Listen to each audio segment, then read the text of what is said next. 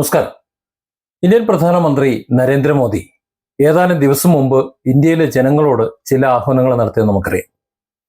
മുണ്ട് ഒന്ന് മുറുക്കി കൊടുക്കണം, ടൂറ് പോക്കൊക്കെ വിദേശത്തേക്കൊക്കെ ടൂർ പോകുന്ന പരിപാടിയൊക്കെ ഒന്ന് നിർത്തണം, സ്വർണം വാങ്ങുന്നത് വിദേശത്ത് നിന്ന് സ്വർണം ഇറക്കുമതി ചെയ്യുന്നത് ഒന്ന് നിർത്തണം, വാഹനമൊക്കെ ഓടിക്കുന്നത് പെട്രോൾ ചെലവൊക്കെ ഒന്ന് കുറയ്ക്കണം.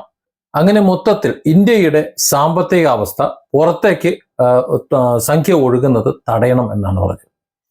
നമുക്കറിയാം, പുറത്തുനിന്ന് നമ്മുടെ ഈ രാജ്യത്തേക്ക് പണം വരുന്നത് ഡോളറുകളിലാണ്.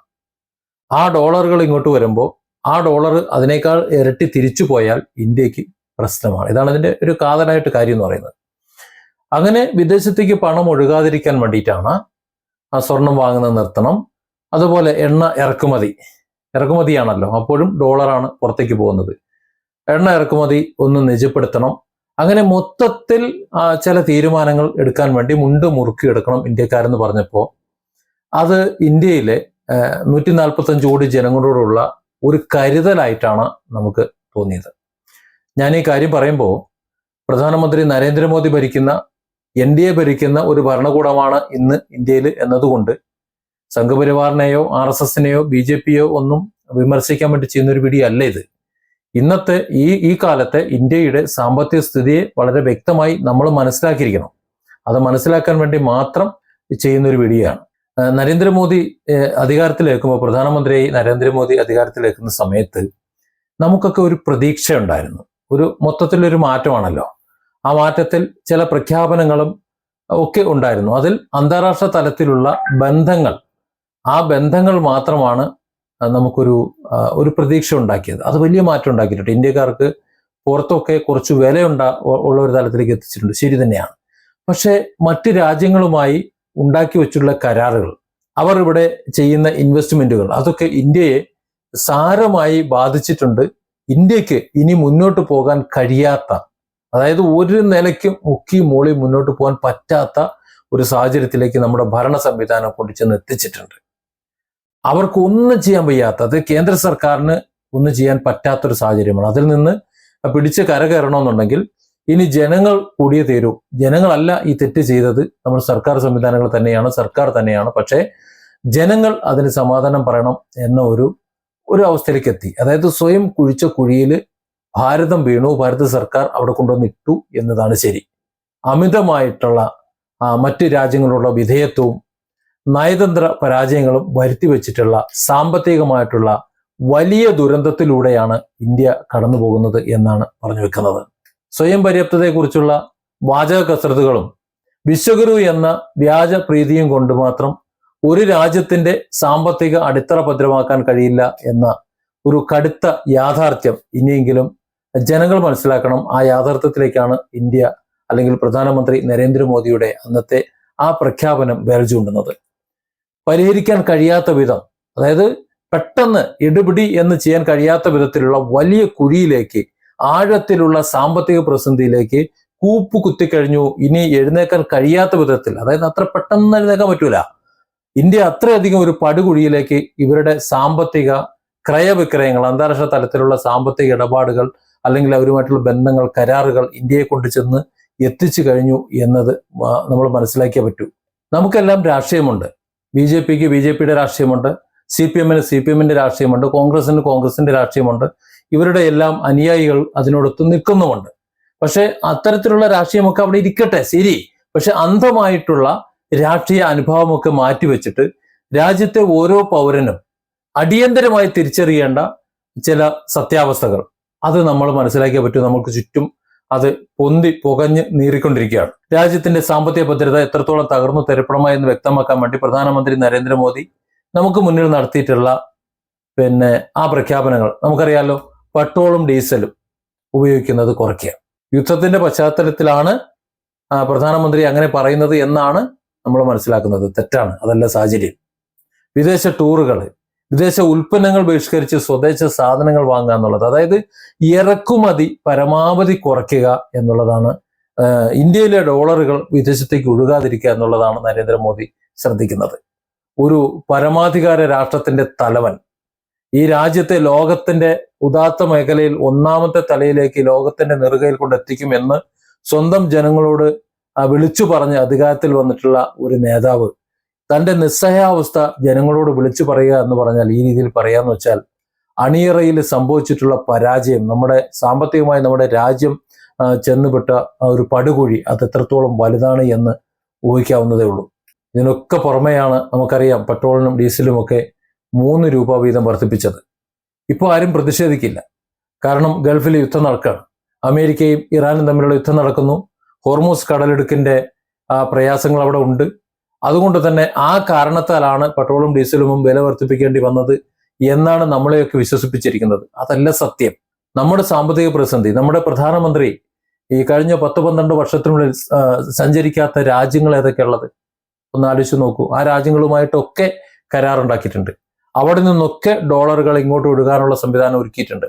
അത്തരത്തിൽ ഡോളറുകൾ ഇങ്ങോട്ട് ഒഴുകുമ്പോൾ അവർ എന്തെങ്കിലും പ്രതീക്ഷിക്കാതെ ഇവിടെ നിക്ഷേപിക്കില്ല എന്ന് നമ്മുടെ തലച്ചോറ് കൊണ്ട് നമ്മൾ ചിന്തിക്കേണ്ടതായിരുന്നു.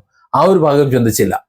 ഇവിടെ ഷെയർ മാർക്കറ്റിലും അല്ലാതെയും ഇന്ത്യയിൽ ഇൻവെസ്റ്റ് ചെയ്യുമ്പോൾ അവർ ഷെയർ കൂടി നിൽക്കുന്ന സമയത്ത് അവരത് വിൽക്കുമ്പോൾ അവരൊരു $1000 അല്ലെങ്കിൽ ഒരു $10,000 അവർ നിക്ഷേപിച്ചിട്ടുണ്ടെങ്കിൽ അതൊരു $50,000 മാറുന്ന സമയത്ത് നമ്മൾ തിരികെ അങ്ങോട്ട് കൊടുക്കേണ്ടത് $50,000. മനസ്സിലാക്കണം. ആ ഡോളർ നമ്മുടെ കയ്യിലുണ്ടോ? ഇല്ല. അതുകൊണ്ടാണ് വിദേശ നിക്ഷേപങ്ങൾ വീണ്ടും വീണ്ടും കൊണ്ടുവന്നുകൊണ്ടിരിക്കുന്നത്.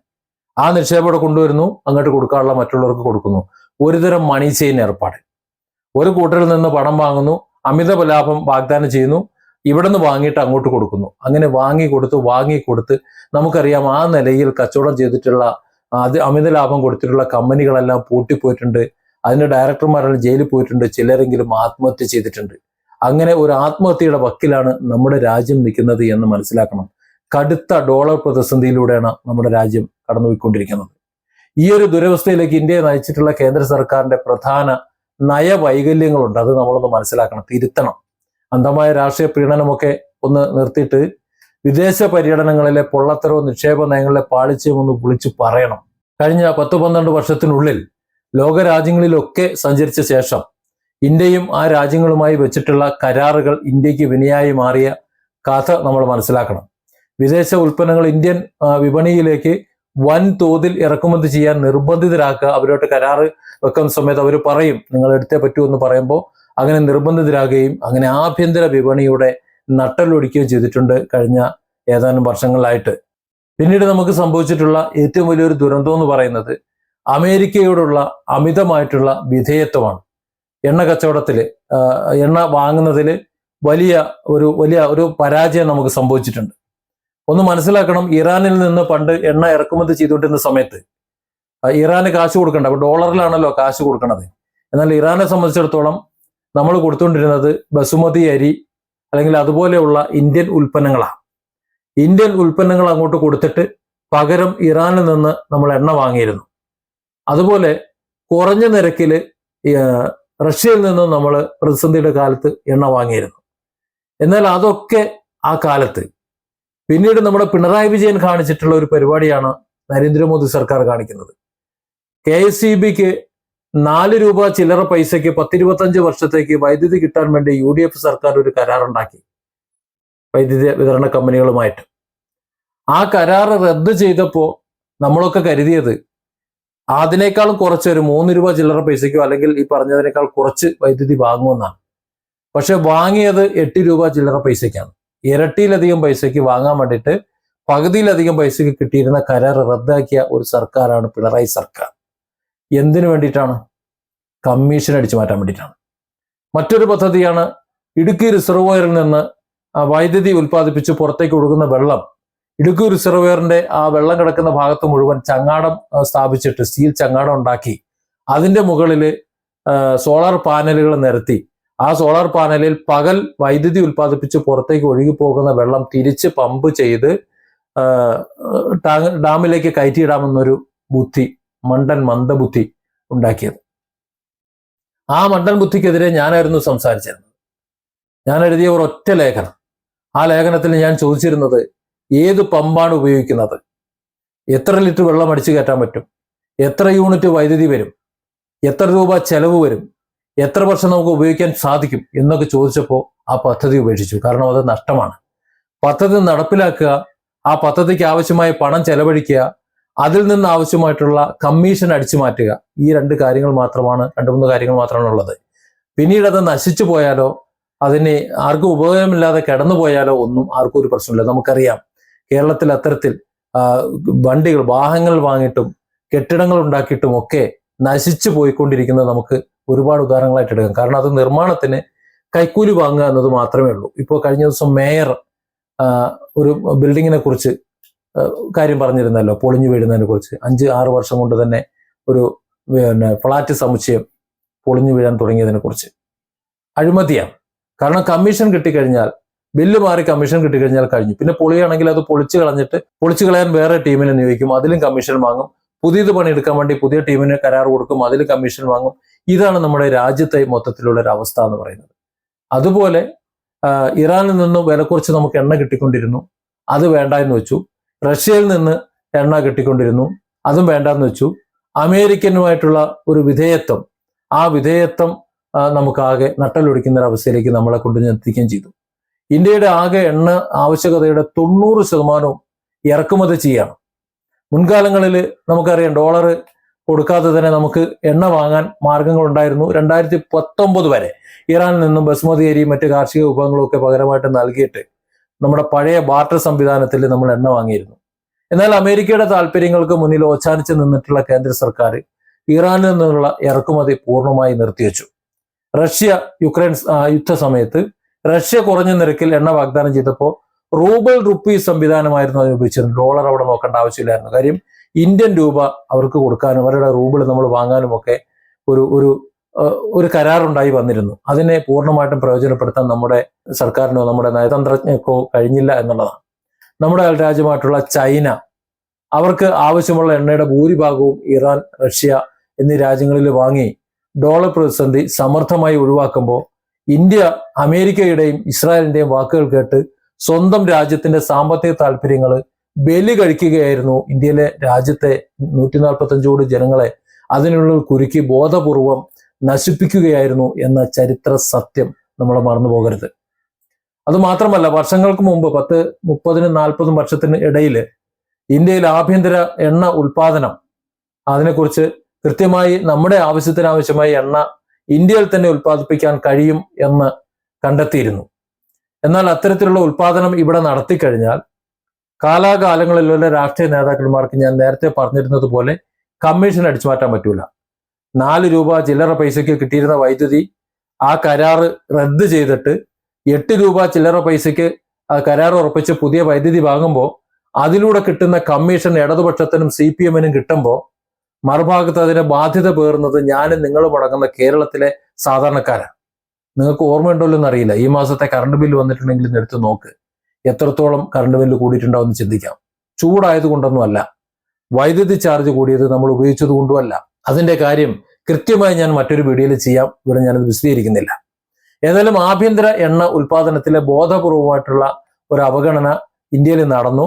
ഇറക്കുമതി ചെയ്താൽ മാത്രമേ ഇന്ത്യയിലെ രാഷ്ട്രീയ നേതാക്കൾക്ക് പണമുണ്ടാക്കാൻ, കമ്മീഷൻ അടിച്ചു മാറ്റാൻ പറ്റൂ എന്നതുകൊണ്ട് മനഃപൂർവ്വം ഇന്ത്യയിൽ എണ്ണ ഉൽപാദനം നടത്തുന്നില്ല എന്ന് വേണം നമ്മൾ ചിന്തിക്കാൻ. നേരത്തെ കോൺഗ്രസ് ആയിരുന്നു അതിന്റെ നേതൃത്വം കൊടുത്തിരുന്നത്. കോൺഗ്രസ് മനഃപൂർവ്വം ഇന്ത്യയിൽ നിന്ന് എണ്ണ ഉൽപ്പാദിപ്പിക്കുന്ന ആ സിസ്റ്റം വേണ്ടാന്ന് വെക്കുകയായിരുന്നു. നല്ല വെള്ള ചമയൊന്നും വേണ്ട, അവിടെയുമുണ്ട് കുഴപ്പം. വിദേശത്ത് നിന്ന് എണ്ണ ഇറക്കുമതി ചെയ്യുമ്പോൾ ലഭിക്കുന്ന ഭീമമായിട്ടുള്ള ഒരു കമ്മീഷൻ, ആ കമ്മീഷൻ ആഭ്യന്തര എണ്ണ ഖനനത്തെ ബോധപൂർവം ഒഴിവാക്കി എന്ന് പച്ചയ്ക്ക് തന്നെ നമുക്ക് പറയാം. നരേന്ദ്രമോദി സർക്കാർ അധികാരത്തിൽ വന്നപ്പോൾ ഇതിനൊരു മാറ്റം ഉണ്ടാകുമെന്നാണ് ജനങ്ങൾ പ്രതീക്ഷിച്ചത്. ജനങ്ങൾ എന്ന് പറയുമ്പോൾ എല്ലാ ജനങ്ങൾക്കും ഈ കഥയൊന്നും അറിയില്ല. പക്ഷെ ഇന്ത്യയുടെ സാമ്പത്തികാവസ്ഥയെക്കുറിച്ച് ആശങ്കയുള്ള ഒരു വിഭാഗം ജനങ്ങളുണ്ട്.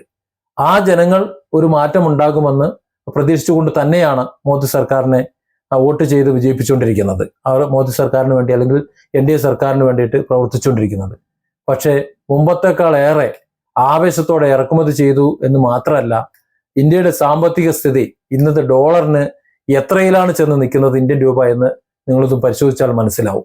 ഒന്നും കൂടി നമ്മൾ ആലോചിച്ചാൽ ഇന്ത്യൻ ഉൽപ്പന്നങ്ങളുടെ കയറ്റുമതി വർദ്ധിക്കുന്നുണ്ട് എന്നാണ് സർക്കാരിന്റെ അവകാശവാദം.